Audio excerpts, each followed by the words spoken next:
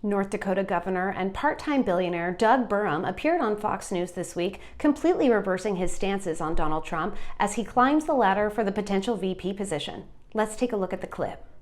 The last 6 months, because this guy is tireless, he's committed, he's smart, he's funny, he's nothing like he's portrayed in the press. And so if you asked me that same question today, I'd be like, absolutely, I would do business with him. Because, I mean, think about how successful he's been, whether it's whatever it is. I mean, whether it's in TV, real estate, politics, all the things that he's done, the guy knows how to get it done. And I think every American should be, we should be grateful that we've got someone who's willing, with that kind of talent from the private sector, that's willing to put himself back into the presidential race again. Well, it seems like a lot of the affinity between the two of you is that shared background as businessmen. Well, isn't that nice? Unfortunately for him, we have another clip from just a few months prior of him saying the exact opposite before he decided to join the race for the VP. Let's take a look at the clip. Would you ever do business with Donald Trump? I don't think so. Why? I just think that it's important that you're judged by the company you keep, and You just wouldn't do business with him? No, I wouldn't. Well, that's a little bit awkward. At some point between these two interviews, the billionaire decided that he wanted to connect with all of the average Americans that just happen to be billionaires too. How he gets up and fights for everyday people in America every day. And then his policies are all in the right direction. If you're a billionaire and you care about your shareholders, you care about your family, you care about your grandkids, you should be voting for someone that's going to bring prosperity to America and peace to the world. That's what President Trump is going to. But that is just one of several times that he's let the cat out of the bag, that he is definitely in this to help his billionaire buddies and big-time corporations. Because we have another interview. Offend you more than Donald Trump telling a room full of donors, wealthy people, millionaires, billionaires, that he's going to cut their taxes? Is that buying votes any different? Well, first of all, I just reject the whole premise of this idea of wealthy donors. I mean, the room of people that were there yesterday are all people that were job creators. These are Americans that took risks that you know. So they're not wealthy? Sometimes risk everything they had to start a business. Well, they're wealthy now because the American system of capitalism, you know. I just think that it's important that you're Now that we've had a healthy dose of whiplash, let's look at what he thinks about law and order. Yeah, President Trump is so strong on law and order. You know, one thing people maybe don't know, but wherever he goes that does a rally, what's going on in the back, he's not publicizing it, but you maybe know, he's always doing photo shoots with local whoever's in blue, the local law enforcement. He wants to see him, he wants to meet him, he wants to thank him. He does that everywhere he goes. And so if you back the blue, you got to be voting for President Trump. He did hit the nail on the head with this statement, because it is very clear that the only type of law and order that Donald Trump supports are cops that back him, because he is consistently bashing cops in Democratic states. These aren't Doug's only thoughts on law and order, because he believes that anyone should be able to run for president. It doesn't matter how many personal legal issues they seem to be going through at the time.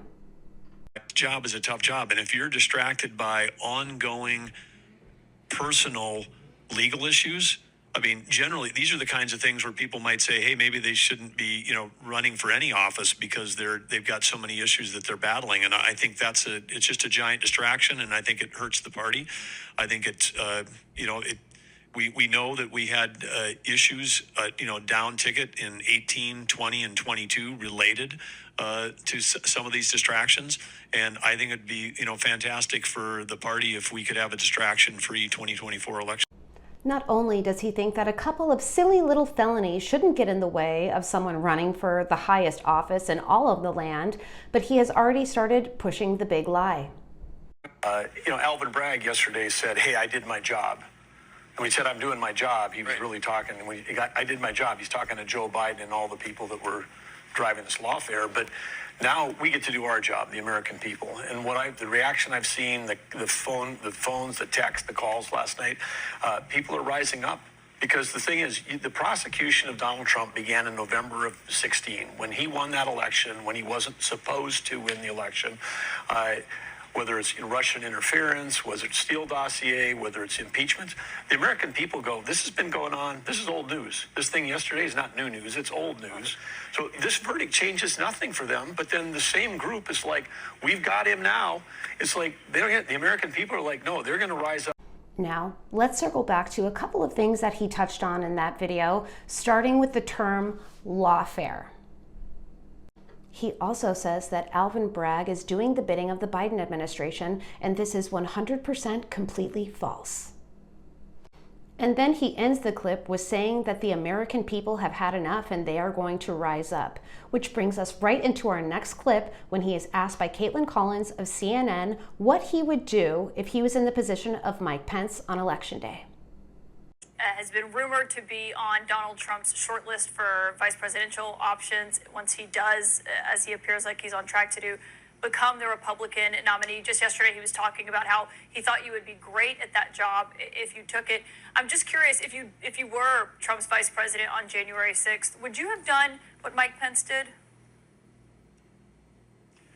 Well, I think that all the speculation about who's going to be in the cabinet, who's going to be vice president, is just a distraction from what has to happen, which is the party's got to focus on Donald Trump winning in November. I mean, he's got to have so many people that want to serve in this administration that he's going to be able to pick the people of his choosing at the time that makes sense for him. And I think Republicans need to stay focused on that. I understand that, but you are on the short list. You're a name that I hear from sources that they talk about. Do you think that Mike Pence did the right thing that day? Well, I don't know if I'm on the short list or not, but I do know that what this election is going to be about, it's going to be about the things that matter to Americans. And when you've got our economy right now that's been juiced by the trillions of dollars of spending, I mean, the actual economic growth of the actual economy, of the goods economy, is flat. I mean, the reason why we're seeing economic growth is because of what the federal government is spending, and I think Americans are feeling it in what they're paying for their food, what they're paying for the price at the pump, and they know that this is not sustainable, and they see the... It is not uncommon for politicians to sit on the fence on questions like this so that they don't get bound to the answer if they do happen to get into office. But what this screams to me is that this guy is Pence in a different coat. And we all know well from the first Trump administration that Melania had him choose Mike Pence because he was a good, loyal dog. And honestly, Doug is giving the same vibes if you ask me. Doug seems to possess a lot of qualities that I personally think Donald Trump will be looking for in a potential VP candidate. He has no charisma. Public speaking is obviously not a strength, and he will not be taking any of the spotlight away from John, and he has no spine. But I believe that he is one that we should definitely keep our eyes on. I'm Vanessa Branda reporting to you for Really American. I just think that it's important that you're judged by the company you keep, and You just wouldn't do business with him. No, I wouldn't